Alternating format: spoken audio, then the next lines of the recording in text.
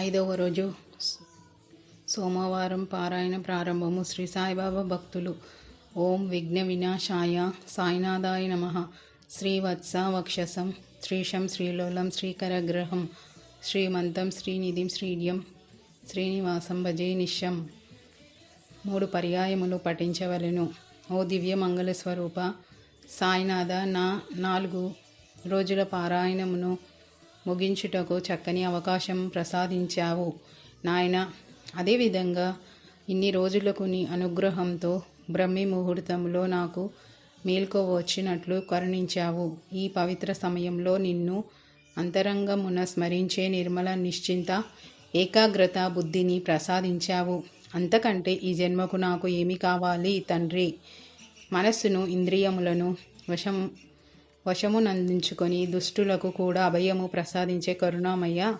ఈ దినమంతా నాకు నీవు తోడు నీడవై నేను వేసే ప్రతి అడుగు నాకు, నా కుటుంబమునకు, సర్వజనావళికి ఉపయోగపడే విధంగా ఉండాలని నీకు నేను సర్వస్య శరణాగతినై మనస్ఫూర్తిగా ప్రార్థిస్తున్నాను తండ్రి.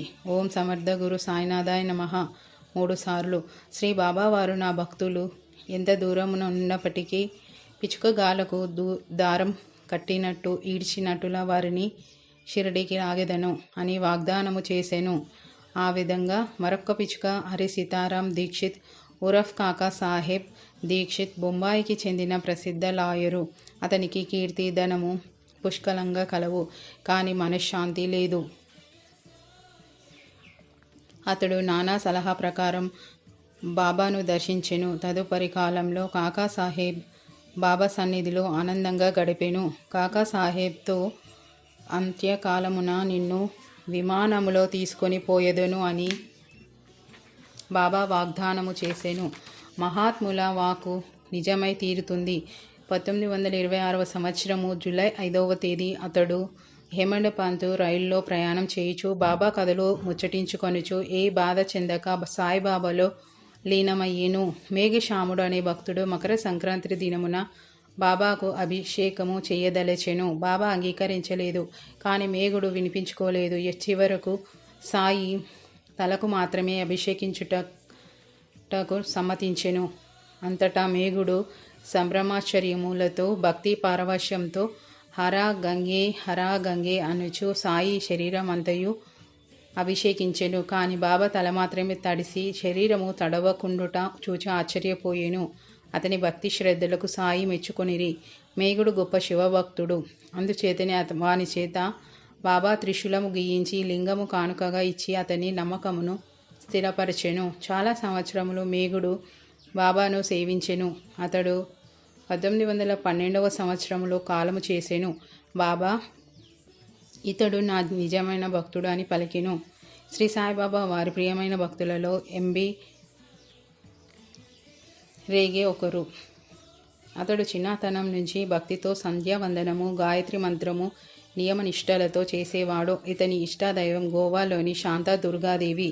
ఒక సందర్భంలో సాయి రేగేను కౌగిలించుకొని నీవు నా బిడ్డవు అన్నారు. మరొక రోజు నీకేది కావాలో అది అడిగితే ఇచ్చేస్తానని బాబా అన్నారు. అతడు నాకేమీ వద్దనగా బాబా వాణిని ప్రతిమిలాడి ఏదైనా అడుగు అన్నారు. అప్పుడు రేగే బాబా ఈ జన్మలోనూ ముందు రానున్న జన్మలన్నిటిలోనూ మీరు నన్ను విడవకూడదు, మీరు నా చెంతనే ఉండాలి, ఇదే నాకు కావాల్సినది అని భక్తి శ్రద్ధలతో చెప్పాను. సాయి సంతోషంతో అతని తల మీద చెయ్యి వేసి సరే తప్పకుండా నేనిప్పుడు నీలోనూ నీకు వెలుపల నీ ముందు నీ వెనుక నీవెలా ఉన్నా ఏం చేస్తున్నా సరే నీ వెంట ఉంటాను అని అన్నారు. నేటికి కూడా సాయి ఆశ్రిత భక్తులు బాబా తమతోనే ఉన్నారన్న మధురానుభూతులు చెందుతున్నారు. శ్రీ సాయి భక్తులలో కపాటే ఒకరు. ఇతడు బీద కుటుంబంలో పుట్టి కష్టపడి చదివే న్యాయవాది వృత్తి చేపట్టాను. బాబా వారు చెప్పిన విధంగా అతడు నేను నాది అనే అహంకారము చంపుకొని నిశ్చింత హృదయంతో శరణాగతి అయ్యి విఠలునిలో లీనమయ్యేను. గణేష్ దామోదర్ కేల్కర్ సద్బ్రాహ్మణ వంశమునకు చెందినవాడు. అతడు భక్తి శ్రద్ధలు కలిగిన సాయి భక్తుడు ఒకరోజు అతని చేత మాంసము తెప్పించి వాని చెయ్యి తన చేతితో పట్టుకుని బాబా ఉడుకుతున్న పులావ్ని కలియపెట్టించారు. అతడు ఉడుకుతున్న పులావ్ను కలియబెట్టుచుండంగా వేడిగా కాకుండా చల్లగా తగిలిను. అతడు బాబా అద్భుత శక్తికి ఆయన కాళ్ళ మీద పడి నమస్కరించెను. అతనిలో మాంసాహారమును తాకరాదన్న సందేహమును నివృత్తి చేయుటకు బాబా ఆ విధంగా చేసెను. బాబా ఆ విధముగా చేసెను. ఉద్భవరావు దేశపాండే బాబా మహాసమాధి చెంది నాటికి 12 సంవత్సరముల ప్రాయము వాడు. ఇతడు శ్యామ ఏకైక కుమారుడు. ఒక సందర్భంలో బాబా వాడికి అన్నం నేను పెడతాను, నువ్వు వాణ్ణి కొట్టడానికి వీల్లేదు అని కోపగించారు. బాబా వారు తన మాట ప్రకారమే ఉద్భవరావుకి బాబా సంస్థానంలో ఉద్యోగం ఇప్పించి అన్నం పెట్టారు. హరి వినాయక్ సాటే బొంబాయి రాష్ట్రానికి చెందిన డిప్యూటీ కలెక్టర్. అతని భార్య ఒకనొక కూతురు మరణించారు. సాయి ఆనతి మేరకు రెండవ వివాహం చేసుకొనెను. వారి ఆశీర్వాదంతో ఉద్యోగంలో ఉన్నత పదవులు సంపాదించెను. బాబా సాటేను సాహెబ్ అమాయకుడు, నిరాడంబరుడు అనేవారు. అతడు బాబా వారిని మహాశివునిగా ఆరాధించెను. బొంబాయి నివాసి అయిన రఘువీర పురందరే బాబా వారితో చనువుగా ఉండేవారు. 7 శతాబ్దాలుగా నాకతనితో సంబంధం ఉన్నది. అతడు ఎక్కడున్నా అతడిని ఎన్నడూ మరువను. అతడు లేకుండా నేనేమీ తినను అని సాయి పురందరే అమ్మతో చెప్పేవారు. శ్రీ గజానన్ మహారాజ్కు రాహు బహదూర్ దుమాల్ సన్నిహిత భక్తుడు. అతని మీద బాబాకు ఎనలేని ప్రేమ. అతని భార్య 1909లో మరణించెను. సాయి ఆమె మాసికం షిర్డీలో జరిపించమనెను. అతడు బాబా వారి ఆదేశానుసారం చేసెను. బాబా 16 రూపాయల దక్షిణ తీసుకొని అతని భార్యకు సద్గతి ప్రాప్తించినదని రూఢిగా చెప్పిరి. శ్రీ సాయిబాబా వారు కూడా చనిపోయిన వారికి శ్రద్ధ భక్తులతో శ్రాద్ధము మొదలైనవి చేసిన ఎడల వారి ఆత్మకు ఉత్తమ గతి కలుగుతుందని అంగీకరించినట్లు తెలియచున్నది. శాంతారాం బలవంత నాచే మంచి ఉద్యోగం గురించి బాబాను అడిగెను. అందుకు బాబా అల్లా మాలిక్ హే, అల్లా అచ్చా కరేంగా అని ఆశీర్వదించారు. అతడు విశ్వాసంతో బాబాను నమ్మెను. అతనికి ఉద్యోగం లభించింది. అతని కష్టాలలో బాబా ఎల్లప్పుడూ పరోక్షంగా కాపాడుతూనే ఉన్నారు. అల్లా నామం శాశ్వతం, అల్లాహే సర్వస్వం. దామోదర్ అరాస్నే అహ్మద్ నగర్ నివాసి. అతడు గాజులమ్మి జీవించేవాడు. బాబా వారిని భక్తి విశ్వాసాలతో నమ్మెను. ఆ మహానుభావుని ఆశీర్వాదంతో అతడు ధనవంతుడు, సంతానవంతుడు కాగలిగెను. జీజీ నార్కే శ్రీమాన్ బూటి అల్లుడు. అతనికి బాబా వారి వల్లే భిక్షాటన చేయాలన్న కోరిక ఉదయించెను. వారి ఆనతి మేరకు 4 నెలలు భిక్షకు వెళ్ళాడు. తర్వాత బాబా వారి అనుగ్రహంతో పూణేలోని ఇంజనీరింగ్ కళాశాలలో ఉద్యోగం వచ్చినది. బయాజీ అప్పాజీ పాటిల్ షిర్డీ నివాసి. వానింటికి బాబా వారు 3 సంవత్సరముల పాటు రోజుకు 3 సార్లు భిక్షకు వెళ్ళేవారు. అతని తండ్రి చనిపోయిన తర్వాత వారి బంధువులు అతని తండ్రిని రక్షించలేదని బాబా వారిని నిందించారు. కానీ అప్పాజీకి బాబా వారి నందు కల విశ్వాసము చలించలేదు. శ్రీమతి రాధాబాయి దేశ్ముఖ్ బాబా వారి ఉపదేశమును పొందదలచెను. కానీ వారు అంగీకరించలేదు.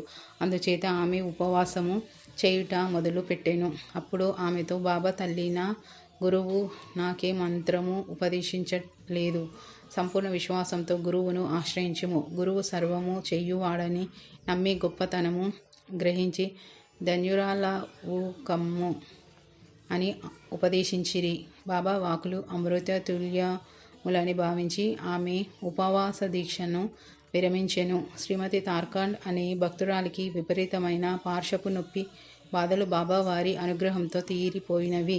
ఆమె భర్తను ఉద్యోగం నుండి తీసివేశారు. అతనికి బాబా వారి ఆశీర్వచనంతో పూణేలో మంచి ఉద్యోగం లభించెను. నాగపూర్ జిల్లాకు చెందిన భీష్మ అనే బాబా వారి భక్తుడు తన భార్య మరణించటంతో కలత చెందెను.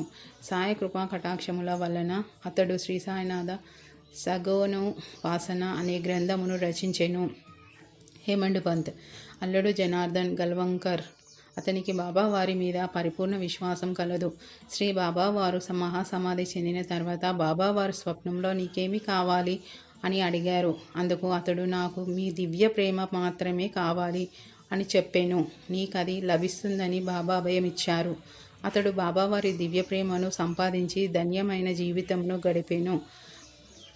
మోరేశ్వర్ ప్రధాన బొంబాయి హైకోర్టులో న్యాయవాది. నానా ఆదేశానుసారము బాబాను దర్శించి వెండి పాదుకలను సమర్పించెను. లాలా లక్ష్మీచందర్ బాబావారి సర్వజ్ఞతను తేలుకున్న భక్తుడు. అతడు బాబావారి ఆశీర్వాద బలంతో వారి కథలు ముచ్చటించచ్చు, తృప్తితో బాబా కీర్తనలు పాడుకొనుచు కాలము గడిపేవాడు. బుర్హాన్ అనే ఊరిలో ఒక మహిళకు బాబా స్వప్న దర్శనమిచ్చి తినుటకు కిచిడి అడిగాను. ఒకరోజున ఆమె కిచిడి తేగానే గబగబా తినివేశారు. బాబాను చూచి అందరూ ఆశ్చర్యపడిరి. బాబాకు తన భక్తులపై అసాధారణ ప్రేమ, కరుణ కలవని విశ్వసించిరి. ఒకసారి బొంబాయి నుండి ఐరోపా దేశపు దొర షిరిడి వచ్చెను. బాబా వారిని దర్శించి తన తిరుగు ప్రయాణమునకు అనుమతివ్వమనెను. బాబా అనుమతి ఇవ్వలేదు. అయినా అతడు బయలుదేరి వెళ్ళెను. మార్గమధ్యంలో టాంగా తిరగబడి వానికి పెద్ద గాయమును లైనవి. శ్రీ ఓం శ్రీ సాయినాథ్ మహారాజ్కి జై. నా భుక్తి క్షీయంతే కర్మ. శరీరంతో అనుభవించకుండా కర్మ నశించదు. శరీరానికి వచ్చే బాధలు, వ్యాధులు అన్ని కర్మ వల్లనే కలుగును అని అనుభవించి తీరవలసిందే.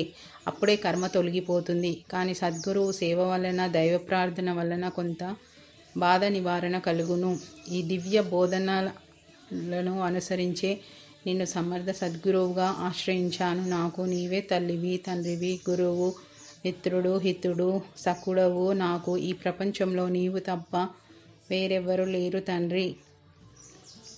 శ్రీ వెంకటేశం లక్ష్మీశం అనిష్టాగ్నం అభీష్టదం చతుర్ముఖేరతనయం శ్రీనివాసం భజేనిశం. 5వ రోజు సోమవార పారాయణ సమాప్తం. శ్రీ సాయి జయ సాయి, జయ జయ సాయి.